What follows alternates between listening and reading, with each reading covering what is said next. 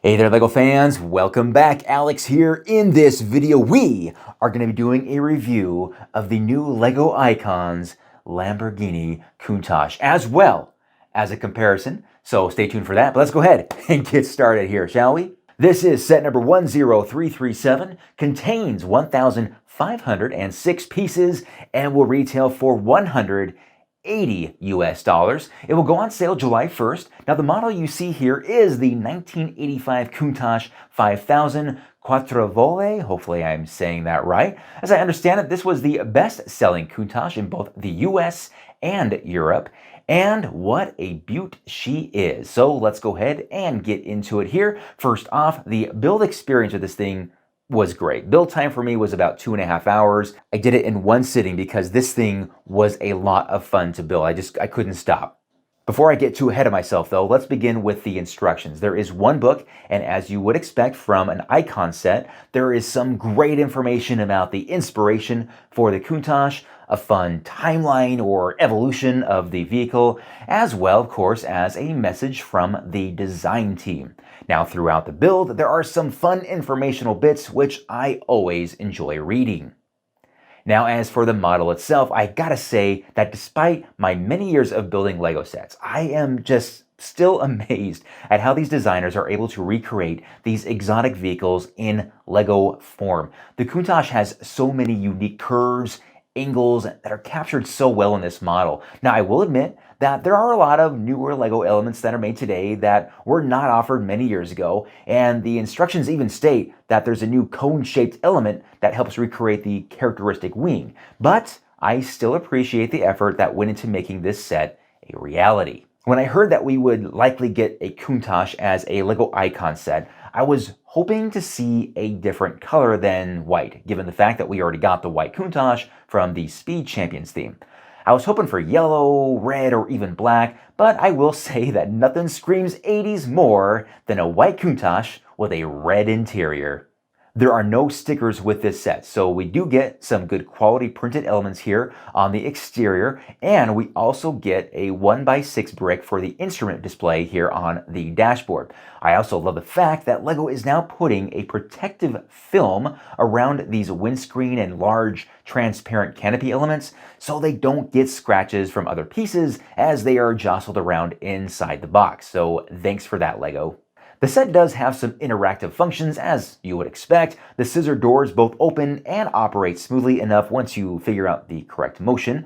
Now, the doors both close well, and it does pretty good at hiding the separation of the door and the car panels. The rear panel opens to reveal the V12 engine, producing 455 brake horsepower.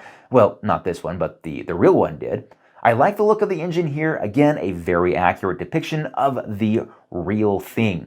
Now, because the Countach is a rear mid-engine sports car, that means the designer had the room to give us working steering. This is a feature that not every Icons vehicle of this scale can really offer, so I was very pleased to see this made in the final model. It's always interesting to see how they make the steering work in all these vehicles. I swear every single one has a unique way that they go about it. There is no external wheel for steering this thing, so steering is only done by the steering wheel that's inside the vehicle, and I'm actually happy about that because if there was a knob here at the top, it would really bug me. The interior is depicted well enough. The seats actually appear really spot on. There is a shifter, a small 1x2 tile that I guess is representing the tape deck, and of course the 1x6 printed brick there for the instrument display. But the steering wheel position does bug me as it sits very, very low in comparison to the seat, although you probably won't see it very well anyway. Now, there are also no pedals depicted in this, but again, you're not going to see that anyway, so that's not a big deal. Other noteworthy details of the Countach is the fact that LEGO made the rear wheels wider, like a lot wider, so it's more realistic. They are doubled up in the rear with these thinner tires that really give the rear stance a tough and aggressive look. I'm sure some will not like that split between the two tires, but it actually does not bug me at all. While the front of the vehicle looks amazing with the iconic curvature of the hood and the unique styling of the headlights, it is the rear of this vehicle that really impresses me. I love how the designers were able to encompass the rear light assembly in all of this white paneling, and the fact that it is surrounded by that rear wing, the quad exhaust, and those super wide tires. Man, It just makes me feel a way that perhaps only you 80s kids can really know. I brought up a few vehicles from downstairs to do a quick comparison with our Lamborghini just for fun. Now the first one you're going to notice here is going to be the Ferrari F40. Now the F40 here is a smaller scale. However, I still had to bring it up for comparison because it's the F40. I mean, the F40 and the Lamborghini Countach are like the poster vehicles of the 80s that every teenage boy typically had on his wall. So I had to bring it up just for that. I was obligated to, guys. But man, it is beautiful. This was $100 back when it was available from Lego, and I'm so happy I picked that thing up. All right, next up we have the Porsche 911. This is a great comparison with this thing because it's the exact same scale. The price point of the Porsche is going to be $170, so it's just $10 cheaper than the Lamborghini, and it also has an alternative build. So there's two variations of the Porsche that you can build, while the Lamborghini just simply has this and that's it. And you know what? Honestly, I prefer that because with both of these other vehicles, they have alternate builds, and that gives you extra pieces that you have to keep track of. And I don't like that.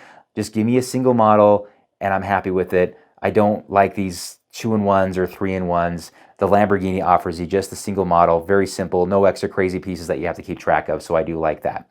And as far as piece count, I think the Porsche is within 100 of the Lamborghini, maybe like 50 or 60 fewer pieces. Now, of course, we have the DeLorean here, and the DeLorean, fantastic set, however, it is $200. So it's a bit pricey in comparison, and I think that has to do a lot with the fact that this is an intellectual property of Back to the Future. And like I mentioned before, there are 2 other builds that you can make because you have 3 movies, so you can have 3 different builds of the DeLorean. But all in all, great vehicles. They're all great. They're all fantastic vehicles. I'm happy to have all of these, and there's several others, obviously, that I don't have.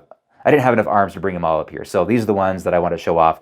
One thing I also want to note before I finish the comparison portion of the video is that you can see why I wanted the Countach to be a different color.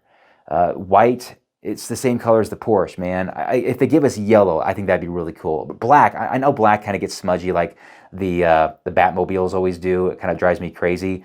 But I get why they did that. But again, I wish the color was something else besides white. But that's all I'll say.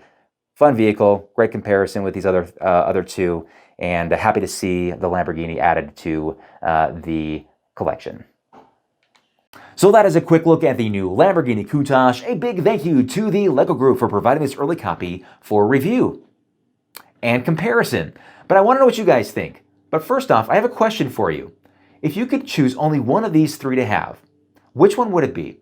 Would you choose the Porsche, the Lamborghini, or the DeLorean? I would like to know. So please let me know in the comments section below. And of course, what you guys think about the Lamborghini. Is it hitting your nostalgia a lot? I mean, I guess if you guys are my generation, you might be thinking, oh yeah, I gotta have that thing. Or, oh, that's an old 80s car. Yeah, you know, I don't know. It's probably all over the place, but I love it.